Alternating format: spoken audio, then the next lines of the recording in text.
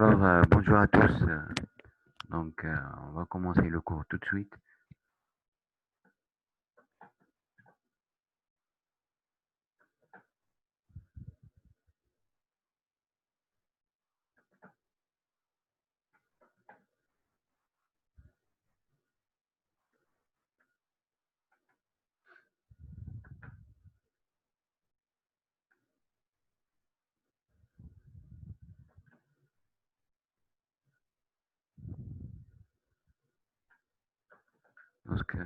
Est-ce qu'on peut commencer le cours?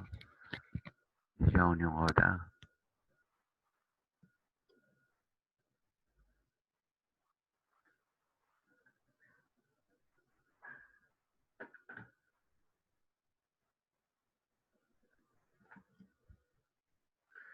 On va commencer par le premier cours. C'est le cours du système vestibulaire et son rôle. Donc, euh, le système vestibulaire et son rôle de la régulation de l'équilibration du corps. On commence toujours par une petite introduction. L'appareil vestibulaire contient l'organe de l'équilibration qui est à l'origine du circuit réflexe de l'équilibration du corps et de la tête, ainsi que de mouvements de correction oculaire. On va faire un petit rappel anatomique. Le système vestibulaire, c'est la même chose que le système auditif. Sont localisés dans l'os temporal. Vous avez la cochlée et vous avez 3 canaux semi-circulaires et 2 sacs qui sont l'étricule et le sacule. Le système vestibulaire est constitué par 3 canaux semi-circulaires orientés dans les 3 plans de l'espace avec 2 sacs qui sont l'étricule et le sacule.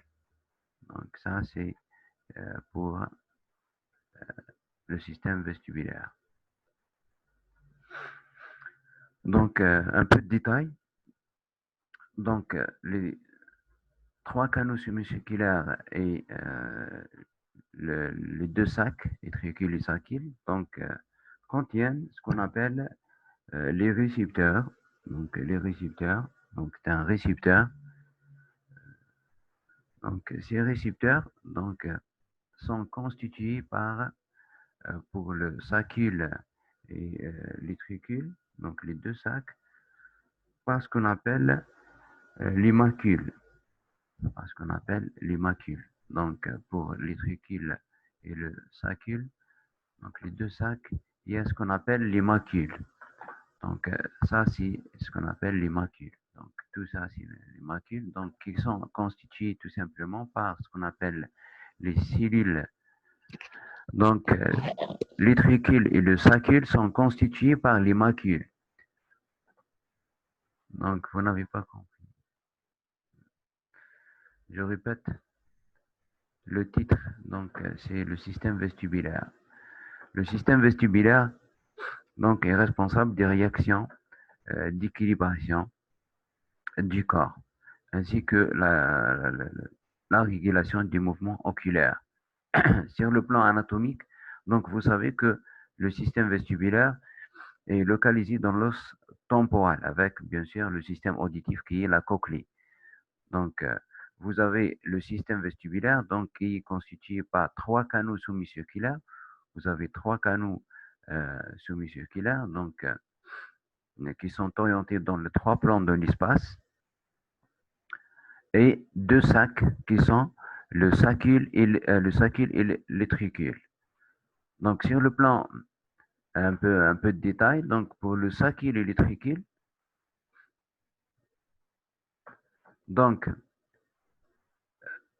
le récepteur du sacule et de l'étricule est constitué par tout simplement certaines cellules ciliées,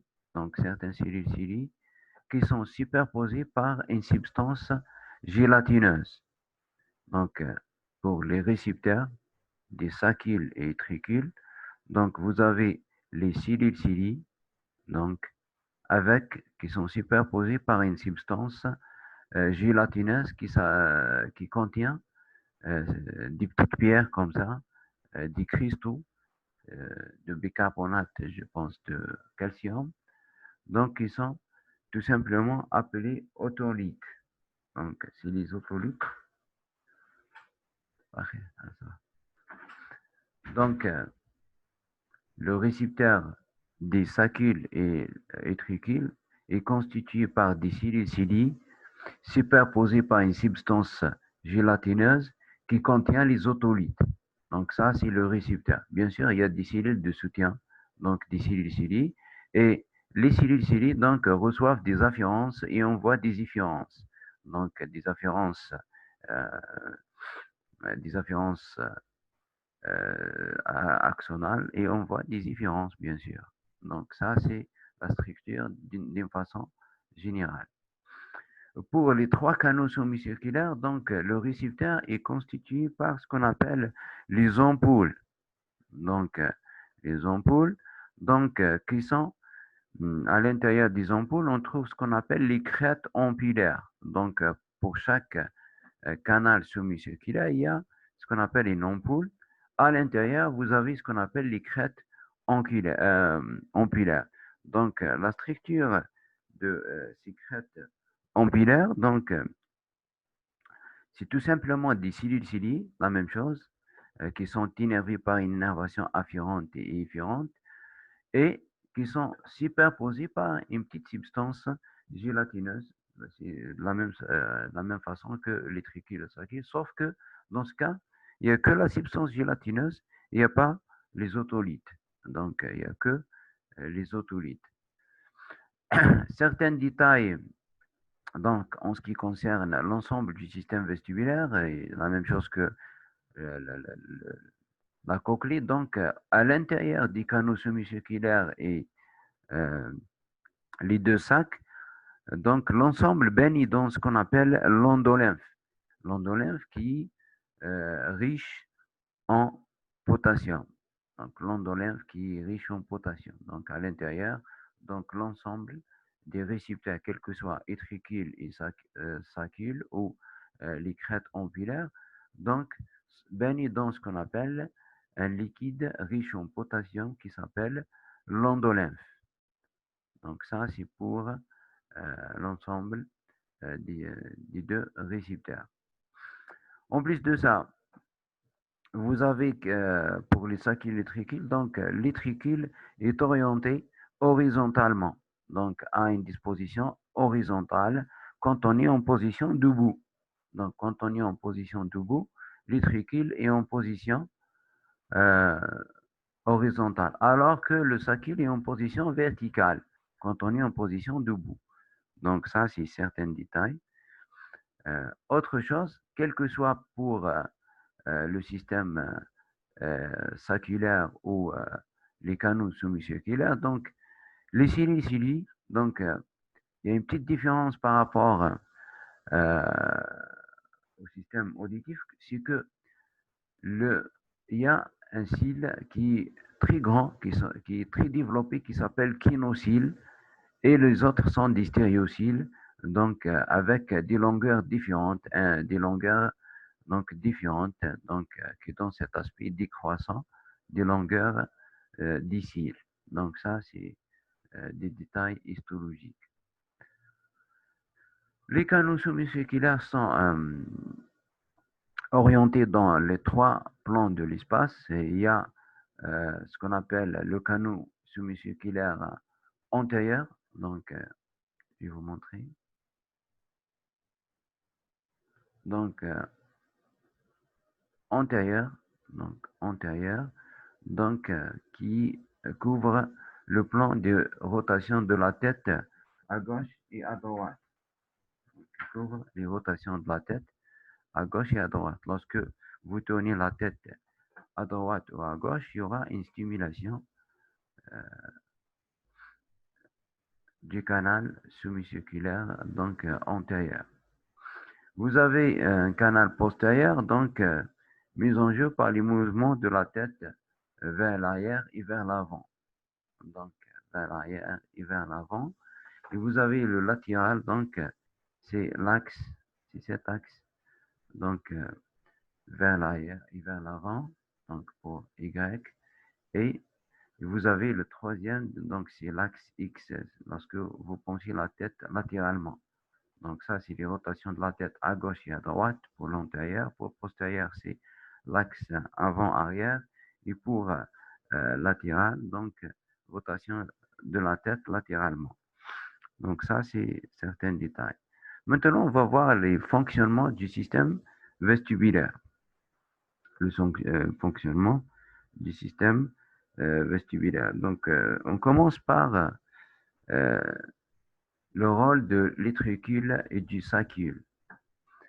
L'étricule et le sacule sont mis en jeu, donc soit à l'état statique, soit à l'état dynamique. Donc, soit à l'état statique, soit à l'état dynamique.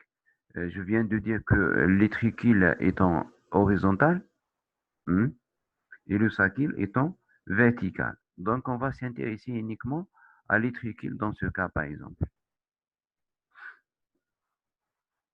Vous n'avez pas compris les axes. Donc, il y a trois axes qui correspondent aux trois canaux semi-circulaires. Vous avez le premier axe, donc c'est par exemple la rotation de la tête à gauche et à droite. C'est représenté ici en Z. Donc, ça concerne le, le canal semi-circulaire antérieur. Pourquoi? Parce que tout simplement, lorsque vous bougez la tête à gauche et à droite, il y a l'horizontale. Donc, lorsque vous tournez la tête à gauche et à droite, donc il y aura du mouvement du récepteur à l'intérieur. Donc, ça, c'est le premier axe horizontal. Donc, deuxième axe, c'est rotation vers l'avant et vers l'arrière. C'est l'axe Y. Donc, qui est assuré par ce canal semi-circulaire. Donc, lorsque vous faites plutôt ce canal postérieur, donc lorsque vous penchez la tête ou l'inverse, donc il y aura la mise en jeu du canal semi-circulaire postérieur. Et vous avez l'antérieur qui est responsable du mouvement dans cet axe, donc rotation de la tête vers la gauche et vers la droite. Donc ça, c'est les trois axes qui couvrent donc les trois plans de l'espace. Donc je reviens à l'étricule et le sacule. Donc on va s'intéresser uniquement à l'étricule qui est horizontal pour faciliter la compréhension des mécanismes. Donc l'étricule, donc ça c'est les cili. Donc ça c'est la substance gélatineuse. Donc à l'intérieur il y a les otolithes donc qui augmentent un peu la densité de la substance gélatineuse. Donc, lorsque vous avez votre corps droit avec la tête, donc il n'y a aucun problème. Donc, les cili sont à l'état de repos. Il faut savoir que pour l'ensemble des cili, donc l'enregistrement intracellulaire des cili montre que à l'état de repos, les cili donc déchargent des potentiels d'action en 100 Hz, c'est-à-dire 100 potentiels d'action par seconde. Ça, c'est à l'état de repos. Donc, il n'y a pas de mouvement de la tête. Donc, lorsque vous êtes au repos, donc il y a toujours une décharge de potentiel d'action de 100 Hz. C'est une décharge spontanée liée à la position d'ici. Donc, il y a une petite quantité de potassium qui entre, puis qui déclenche la libération du neurotransmetteur. C'est les mêmes mécanismes qu'on a fait dans le cours du système cochléaire, c'est-à-dire de l'audition. Donc, par les mêmes mécanismes, il y a l'entrée du sodium, donc potassium qui provoque la libération d'un neurotransmetteur. Donc, il y a une décharge de 100 Hz. Ça, c'est à l'état de repos. Donc, comme dans ce cas. Donc, la tête et le corps, donc droit. Donc, lorsque vous penchez, par exemple, la tête en avant, qu'est-ce qui se passe? Donc, tout simplement, il y aura une inclinaison d'ici. Donc, une inclinaison d'ici. Donc, qu'est-ce qui se passe sur le plan électrique? Donc, l'inclinaison du cil vers le sens du kinocyle, donc provoque, par les mêmes mécanismes qu'on a fait dans le cours de l'audition, provoque l'ouverture des canaux potassiques mécanodépendants. Donc, c'est très simple, je répète. Donc, le mouvement du cil vers le kinocyle, le plus grand, donc, entraîne l'entrée du potassium. Le potassium, lorsqu'il entre, donc, provoque la libération d'un neurotransmetteur au niveau de la fibre efférente. Donc, et l'enregistrement intracellulaire au niveau de la fibre afférente montre l'existence, l'augmentation de la fréquence du potentiel d'action. Donc, par l'entrée du sodium et la libération du neurotransmetteur. Par contre, l'inclinaison dans le sens inverse, donc, diminue la quantité du potassium qui entre par fermeture des canaux mécanodépendants. C'est la même chose que l'audition. Donc, et la sortie du potassium par des canaux calcium dépendants.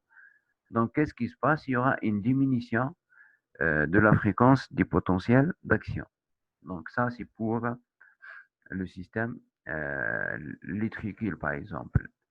Ça, c'est en position verticale, par exemple, et lorsque vous penchez la tête en avant. Ça, c'est la première situation, cette situation. Et on parle de l'état statique, c'est-à-dire vous faites que des mouvements de la tête.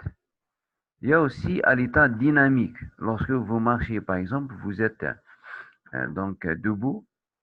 Et par exemple, si vous êtes dans un bus ou vous êtes debout, donc et vous commencez à marcher ou le bus démarre. Donc, qu'est-ce qui se passe? Donc, par l'inertie, donc par l'inertie, donc, pardon, il y a un petit problème ici. Par l'inertie de la substance gélatineuse et les otolithes, donc lorsque vous êtes en position statique et vous commencez soudainement à bouger, donc qu'est-ce qui se passe? Il y aura une inclinaison du cil par le poids des otolithes et la substance gélatineuse. Donc qu'est-ce qui se passe? C'est le même phénomène. Donc, si la direction du mouvement vers le kinocyle, il y aura une augmentation de décharge de potentiel d'action. Si c'est le contraire, donc il y aura une diminution de décharge de potentiel d'action. OK? Donc, ça, c'est d'une façon très basique. Pour le sacule, c'est l'inverse. Lorsque vous êtes en position allongée, donc qu'est-ce qui se passe? Ça va être l'inverse. Pour le tricule, passe en position verticale, alors que le sacule passe en position horizontale. Et c'est la même chose, parce que c'est la même chose. Exemple, lorsque, par exemple, vous prenez un train et vous prenez un train en position, donc, si vous dormez, donc en position couchée, par exemple, et le train démarre. Donc, ça va être la mise en jeu du sacule, donc qui passe à cette position. Donc, ça va être en position horizontale, parce que vous êtes en position allongée. Donc, ici, la même chose, lors du mouvement du train, donc, il y aura la mise en jeu des ciliés. Donc, et la même chose, donc, il y aura activation en cas de mouvement euh, vers le kinocyle et inclinaison vers le kinocyle et inhibition en cas de mouvement vers le sens inverse. Donc, ça, c'est pour le système saculaire. Est-ce qu'il y a des questions pour cette petite partie? Donc, l'oreille contrôle, l'oreille a deux fonctions. Donc, l'oreille interne a deux fonctions. Une fonction d'audition qu'on a détaillée et une fonction d'équilibration de la tête et du tronc, enfin, de l'ensemble de l'organisme. Donc, vous n'avez pas compris l'entrée du sodium. Il n'y a pas l'entrée du sodium, c'est l'entrée du potassium. Donc, on a dit que au niveau des canaux semi-circulaires, enfin de l'ensemble du système auditif, donc pour le sacile, l'électricule et les trois canaux semi-circulaires, le liquide à l'intérieur, c'est ce qu'on appelle le liquide endolymphatique, qui est sécrété par certaines cellules spécifiques de l'épithélium du soutien des canaux semi-circulaires. Donc, le liquide endolymphatique est riche en potassium. Donc, on a parlé de ça dans le système auditif. Qu'est-ce qu'on a dit? Que lors de l'inclinaison du cil vers le plus grand, dans ce cas c'est le kinocyle, donc il y aura entrée du potassium. Pourquoi il y a entrée du potassium? On a dit la dernière fois qu'il y a entre les cils, il y a des liens de type link. On dit par exemple, il y a des canaux potassiques mécanodépendants qui sont reliés par des liens protéiques. Donc, lors de l'inclinaison du cil vers le kinocyle, vers le cil le plus grand, donc il y aura tout simplement étirement sur les canaux potassiques mécanodépendants qui s'ouvrent. L'ouverture des canaux potassiques mécanodépendants entraîne l'entrée du potassium. OK? Entraîne l'entrée du potassium, du liquide endolymphatique. Alors, l'entrée du potassium entraîne tout simplement la libération des neurotransmetteurs vers la fibre afférente. Donc, vers ces fibres qui sont des fibres afférentes. Donc, vers les fibres afférentes. Donc, nous, on enregistre ici, au niveau des fibres plutôt efférentes, donc on enregistre ici. Donc, qu'est-ce qu'on enregistre? On enregistre une augmentation de la fréquence des potentiels d'action. Alors que dans le sens inverse, donc il y aura fermeture des canaux potassiques mécanodépendants, et en même temps, on a fait ça la dernière fois, donc il y aura la sortie du potassium par certains canaux qui sont calcium dépendants au niveau des bases des cellules. Donc, il y aura une diminution de la quantité du potassium à l'intérieur des cellules, donc responsable d'une diminution de la sécrétion du neurotransmetteur.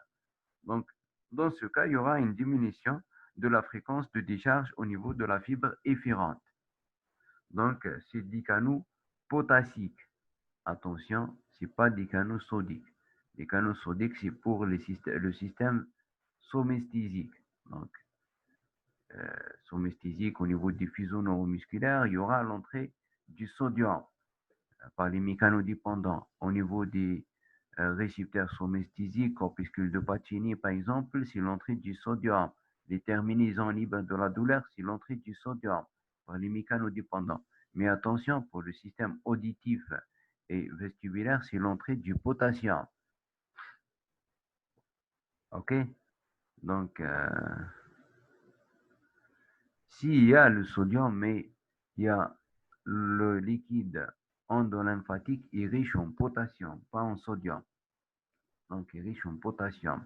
Et on a dit que dans les lois de la diffusion simple, donc les ions se déplacent en fonction du gradient de concentration. Donc, si le milieu externe est riche en potassium, donc, et le milieu interne est pauvre en potassium de la cellule, donc s'il y a une concentration très importante du potassium à l'extérieur, alors qu'à l'intérieur, il y a une concentration faible en potassium, donc, suite à l'ouverture des canaux potassiques mécanodépendants, donc le potassium va suivre son gradient de concentration. Donc, c'est pour ça qu'il y a l'entrée du potassium. Donc, c'est par les mécanismes très simples de la loi de diffusion simple. Donc, s'il n'y a pas d'autres questions, je passe aux canaux semi-circulaires. Donc, pour les canaux semi-circulaires, donc, on va prendre un seul canal, par exemple, en cas de rotation de la tête vers la gauche et vers la droite. Donc, en cas de rotation de la tête vers la gauche et vers la droite.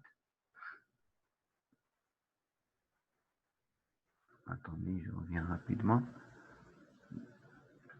Donc, vers la gauche et vers la droite qui va impliquer le canal horizontal. Donc, impliquer le canal horizontal.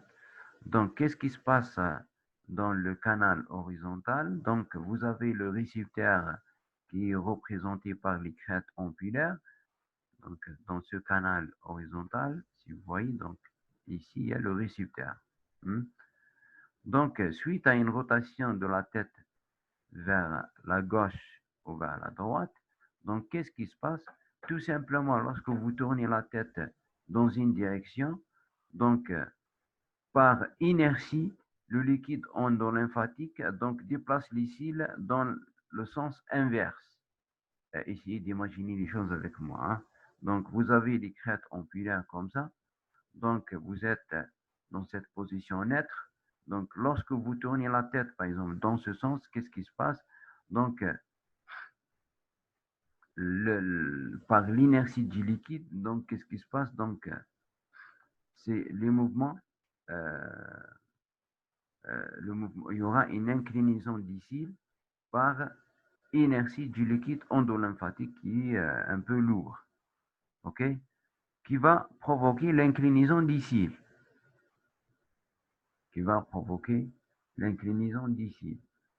ok? Donc, il n'y a pas de question.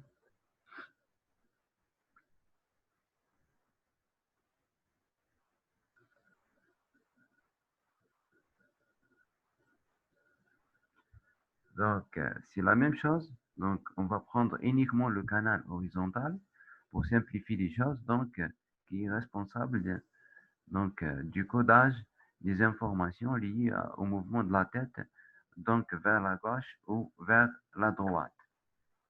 Vers la gauche ou vers la droite. Donc, ce canal. Donc, imaginez avec moi qu'il y a une rotation de la tête dans ce sens. Donc, pour moi, je suis en face d'écran, donc c'est la même chose pour vous. Donc, imaginez qu'il y a un mouvement de la tête du côté droit vers le côté gauche. Donc, voilà, ça c'est du côté droit vers le côté gauche. Ça, c'est le mouvement de la tête. Donc, qu'est-ce qui se passe? Donc, le liquide endolymphatique étant lourd ainsi que les crêtes ampulaires, donc la tête tourne dans ce sens, alors que le liquide endolymphatique, par inertie, reste sur place. Donc, de cette façon, lorsque vous tournez la tête de la droite à gauche, le liquide endolymphatique déplace les cils vers le côté droit. Déplace les cils vers le côté droit. Donc, de cette façon, qu'est-ce qui se passe? Donc, c'est la même chose. Lorsque les cils sont orientés vers le kinocyle, il y aura une augmentation de la fréquence de décharge, alors que dans le sens inverse, ça va être une diminution de la fréquence de décharge. Donc, si l'inclinaison provoque l'inclinaison d'ici dans le sens opposé, bien sûr. Donc, ça, c'est pour le canal, par exemple, horizontal. Alors, qu'est-ce qui se passe sur le plan potentiel d'action? Donc, le mouvement de la tête, ça, c'est le mouvement de la tête. Donc, rotation d'ici dans le sens inverse. Donc, pour un côté, donc, il y aura une augmentation de la fréquence du potentiel d'action parce que l'inclinaison est dans le sens du kinocyle. Donc, pour le canal semi-circulaire horizontal du côté droit. Alors que le canal semi-circulaire horizontal du côté gauche, il y aura une inclinaison des cils dans le sens inverse. Donc, qu'est-ce qui se passe? Donc, il y aura une diminution de la fréquence de décharge. Donc, le côté droit, on va au système nerveux central, on va voir les détails après, une fréquence, une augmentation de fréquence de potentiel d'action, alors que le côté gauche, on voit une diminution de fréquence du potentiel d'action. OK? Donc, il n'y a pas de problème. C'est quand l'activation de chaque partie dans ce système.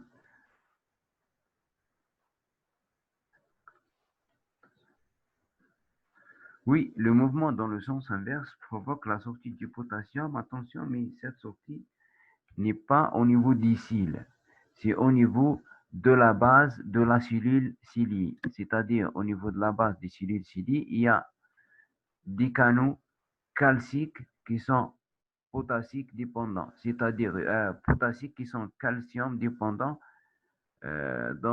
qui sont en permanence en train de faire sortir le potassium. C'est-à-dire, s'il y a une fermeture des canaux potassiques mécanodépendants des cils, donc la diminution de la quantité du potassium intracellulaire est liée aux canaux potassiques calcium dépendants.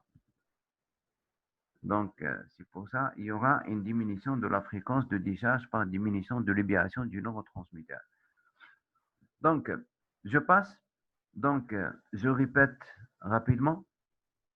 Donc, qu'est-ce qui se passe pour les canaux sous-musculaires? On va prendre le canal horizontal. Donc, imaginez avec moi une rotation de la tête dans le sens droite-gauche pour l'écran.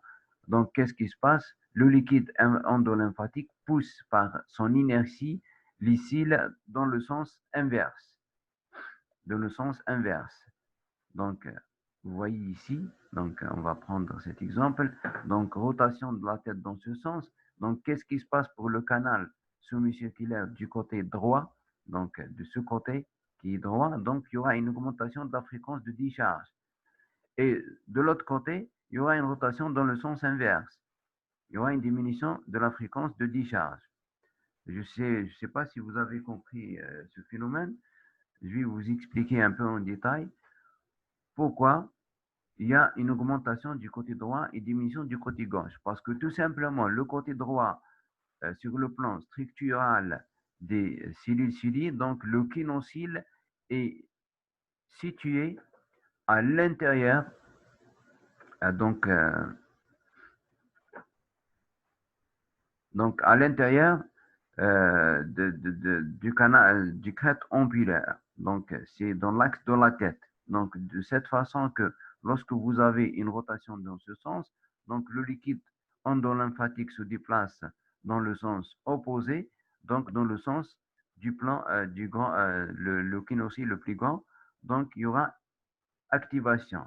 La même chose, parce que le kinocyle du côté gauche est en disposition dans l'axe de la tête, c'est-à-dire dans la région médiane, qu'est-ce qui se passe? Donc, le kinocyle, par inertie, donc il y aura un mouvement du liquide endolymphatique dans le sens inverse. Donc, il y aura une inclinaison du kinocyle dans le sens inverse.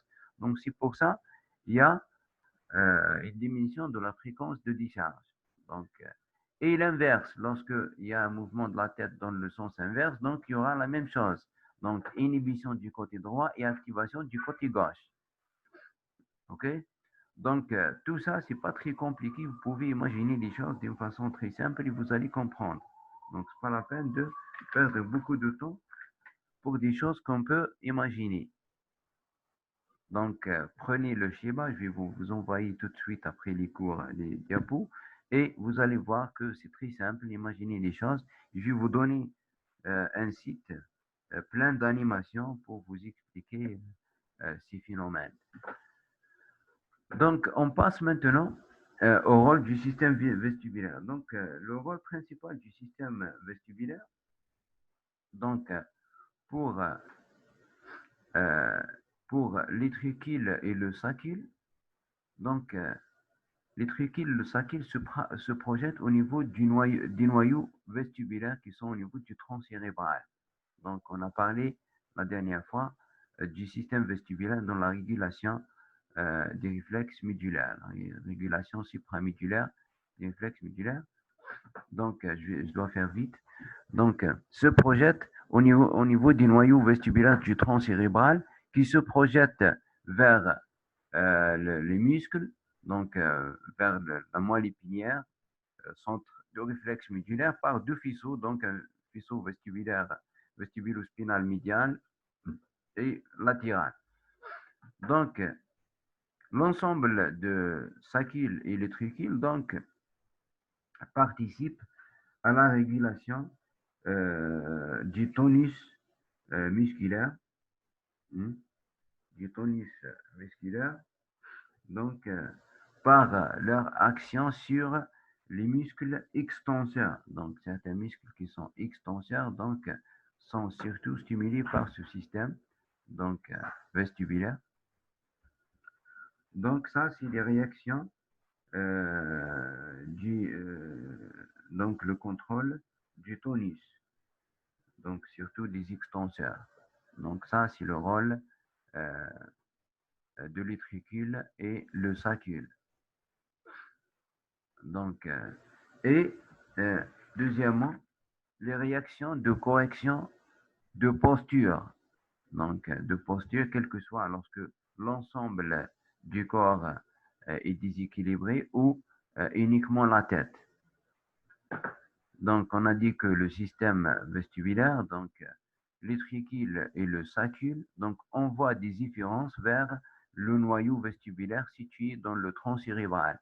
Et à partir de ce noyau vestibulaire, donc, il y a des différences qui sont représentées par le faisceau vestibulo-spinal médial et le faisceau vestibulo-spinal latéral, donc qui contrôlent les réflexes des muscles, surtout extenseurs. Donc, si on parle des muscles extenseurs, par exemple pour la cuisse, donc c'est les muscles quadriceps. Mais attention, surtout les muscles extenseurs du tronc, qui sont représentés par les muscles paravertébraux érecteurs du rachis, c'est-à-dire qui permettent au tronc d'avoir qui nous permet d'avoir le tronc droit, donc qui font l'extension de votre colonne vertébrale. Donc ça, c'est euh, le rôle des saccules et de l'utricule. Donc, c'est les réactions, c'est le tonus des muscles extenseurs et la correction des réactions posturales. Ainsi, donc, pour les canaux semi-circulaires, c'est surtout la régulation du mouvement oculaire et de la tête. Donc, par un schéma très simple que vous pouvez suivre à la maison, par exemple pour le canal semi-circulaire horizontal, lorsque vous bougez la tête à gauche et à droite, vous tournez la tête plutôt à gauche et à droite, qu'est-ce qui se passe? Il y aura du mouvement des yeux, donc dans le sens inverse, pour toujours fixer une cible lorsque vous regardez une cible. Tout ça est assuré par un système très simple qui comprend les noyaux vestibulaires et certains noyaux des nerfs crâniens, donc qui sont des noyaux des nerfs oculomoteurs, des nerfs oculomoteurs.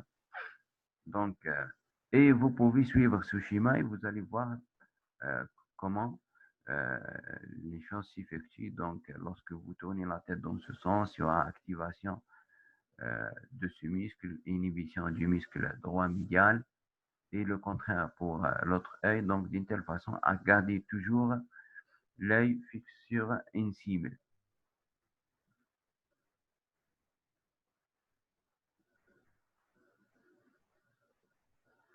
Le système cochléaire, on l'a fait la dernière fois à Romaïsa.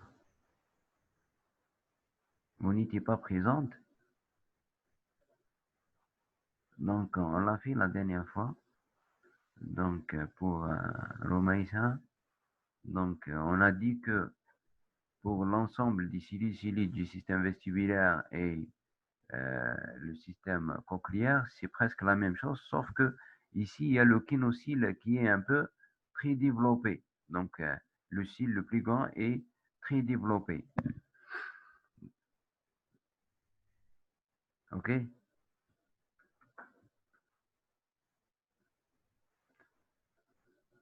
Donc, pour tout ce qui est nystagmus, etc., donc malheureusement, on n'a pas beaucoup de temps, hein. Donc, on doit faire le deuxième cours parce que c'est la dernière séance, hein.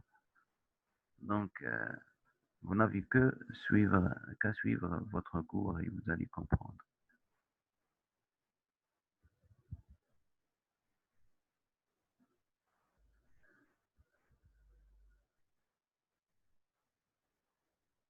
Ah, d'accord.